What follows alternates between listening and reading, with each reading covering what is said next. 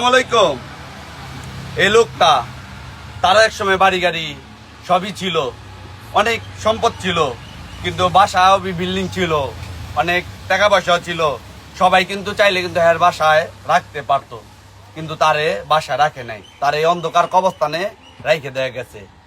কিন্তু মানুষ মারা যাওয়ার পরে যতই সম্পদ থাক কিছু থাক, তার লাশ ঠিকানা হয় 2 দিন পরে, নাইলে 3 দিন পরে এই কবরস্থানই হয়।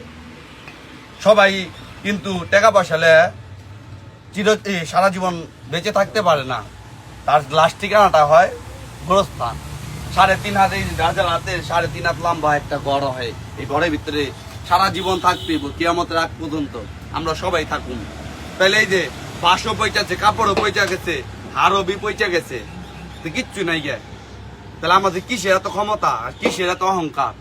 সবই মাটির সাথে মিশা যাবে, কিচ্ছু থাকুন। এই যে মাটির নিচে আমাদের লাইকা পরে দোয়া পড়ে দেবো, বিসমিল্লাহ ওয়া আলা মিল্লাতি রাসূলিল্লাহ আর মিনহা খালাকনাকুম ওয়া ফিহা নুইদুকুম ওয়া ফিহা নুখরিজুকুম তারাতান উখরা।